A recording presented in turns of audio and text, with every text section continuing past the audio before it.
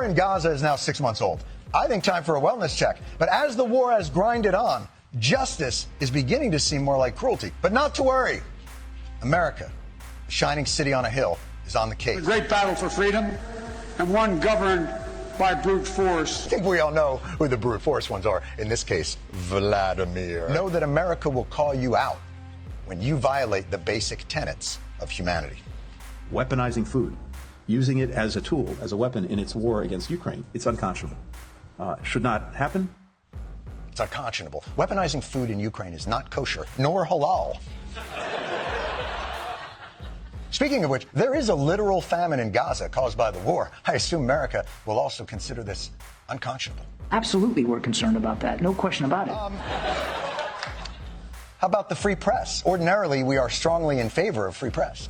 We also condemn the Russian government's continued targeting and repression of journalists. You hear that, Russia? We condemn, in no uncertain terms, any repression of a free press. I think you all know what's coming next. More journalists have been killed in Gaza in 6 months than anywhere else in the world, and a new Israeli law says they can ban media outlets they consider a threat. So as it relates to Al Jazeera specifically, we've seen the reports. If it is true, a move like this is concerning. Oh, we're concerned again. How about if it's true, we condemn it? And by the way, is it true? Like, it feels like you could probably just call someone and be like, is this true? Well, you know what? Perhaps these are just peripheral issues. What about the bedrock rule of international law? No taking land by force. When Russia does it, we're pretty clear. The entire world has a stake in making sure that no nation, no aggressor, is allowed to take a neighbor's territory by force. The American people will never waver in our commitment to those values.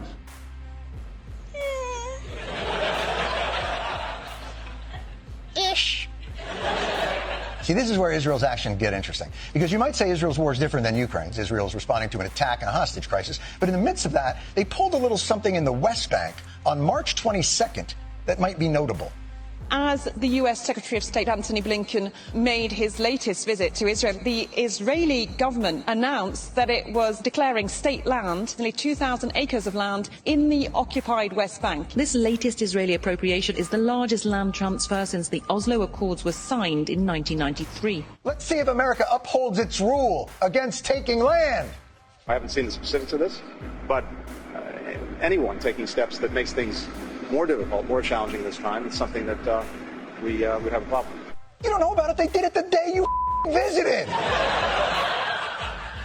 Why do we tiptoe around on eggshells? They slap America in the face, and our response is, well, if anyone slapped us in the face, it'd be concerning, that's for sure. I mean, raising a hand to a delicate body part of the face, if true. The verbal gymnastics that the American government must undertake so as not to offend the delicate sensibilities of a country we provide most of the weapons for is, Every time America tells the world that there's something we won't allow, Israel seems to say, challenge accepted. Are they willfully trying to provoke us? Over 30,000 have died in Gaza since the war started. Some of them Hamas soldiers, 13,000 of them children. Our response. Since the early hours, we've been urging our Israeli counterparts to act with as much precision as they can in their targeting. Our constant efforts to urge the Israelis to be as precise and careful as possible, we can still continue to urge Israel to be more careful and more precise. The need for the Israeli Defense Forces to act with precision. We continue to work with the Israelis to make sure that they are as precise as they can be. See, they're not listening. Have you tried synonyms for precision? We continue to stress to our Israeli counterparts that they be as discriminate and careful in their targeting as possible, be as cautious and deliberate and as careful as they can to be more careful and more deliberate, very deliberate in the most discreet, deliberate, careful, cautious way possible, the utmost care. A special burden to be mindful. What the are we doing here?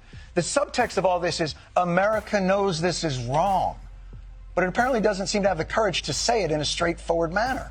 America and Israel both know that you cannot bomb your way into safety. We learned that lesson in Iraq and Afghanistan. They learned it in southern Lebanon. And they're about to do it all over again. And we are letting them. With so much horror. Perhaps America finally finds the need for a new approach with Israel. The U.S. and Israel are closing in on what would be their largest weapons deal since the war in Gaza began. Well, I don't know about you, but if that's true, I find it concerning. ما تعرفناش. أنا بابا يلا.